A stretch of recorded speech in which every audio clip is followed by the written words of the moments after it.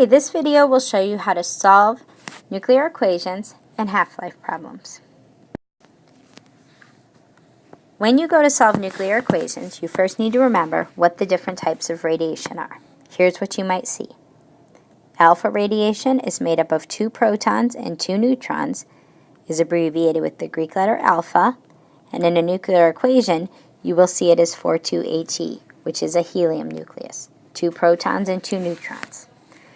Beta radiation is a fast-moving electron that leaves the nucleus of the atom. Electron has no mass, and it has the opposite of a proton, so we're going to give it a -1, and we use the letter E.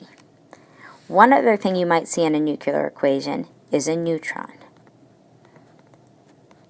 Since a neutron has a mass of 1, but no protons, we represent it with a 1, 0, N. The other thing you remember about nuclear equations is that whatever we have in the reactants has to equal the products.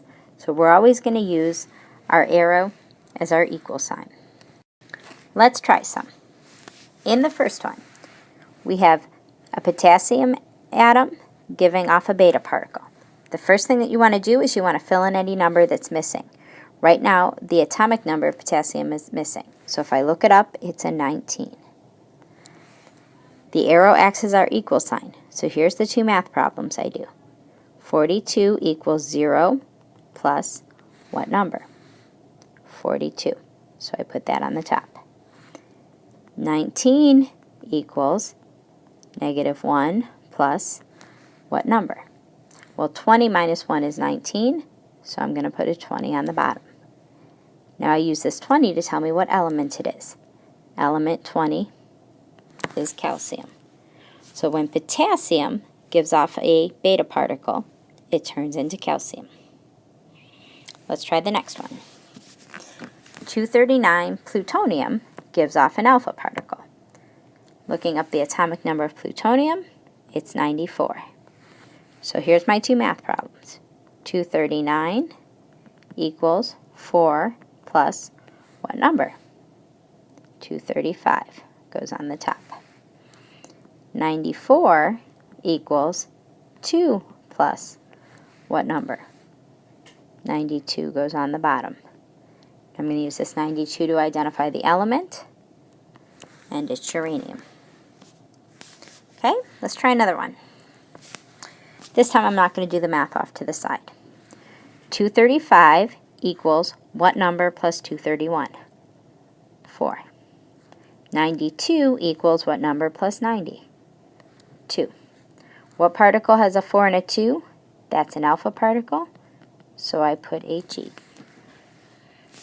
Down here, number 4, we have 1 hydrogen plus 3 1 hydrogen.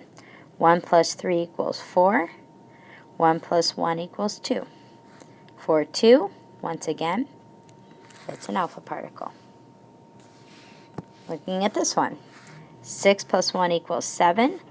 4 plus what would give me 7? 3. 3 plus 0 equals 3. 2 plus what would give me 3? 1.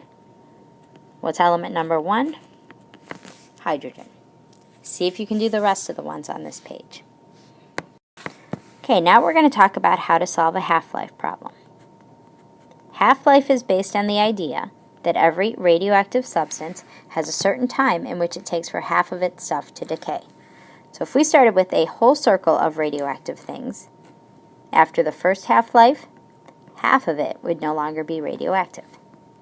After the second half-life, half of what's left, this much, would no longer be radioactive. If I go one more half-life, this is all already not radioactive, half of what's left, and that would continue going. If I put this in fractions, 1 turns into 1/2, turns into 1/4, turns into 1/8, turns into 1/16, and you would keep going until you only have 1 atom left. What does this mean in terms of solving half-life problems? We're always going to be multiplying by 2 or dividing by 2. Try some. Sample Y has a half-life of 4 days. How much of a 300-gram sample would be left after 20 days? We always start out by writing the amount that we're starting with over here. What's half of 300? 150. How long did that take? 4 days. What's half of 150? 75. How long did that take? 4 days. So 8 days have now gone by. What's half of 75? Pull this up. 75 divided by 2, 37 and a half. How many days have gone by? Another 4. 4, 8, 12. We'll let another 4 days go by. What's half of 375? 18.75. How many days have gone by? 4, 8, 12, 16. So on this last half-life, we finally hit our 20 days. What's half of 1875? 9.375. Okay, so that's how we do a problem when we know how long something's going to decay for. We know what its half-life is. Let's look at question 2. Sample G decays from 50 grams to 6.25 grams in 30 minutes. How long is one half-life? First, let's follow the path. We're starting with 50. We go to 25, divide by 2.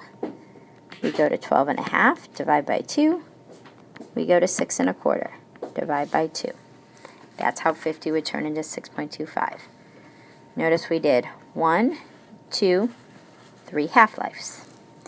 If this took 30 minutes, each half-life had to take 10 minutes. Okay, go ahead and try number 3 on your own. Instead of working forward, you're working backwards.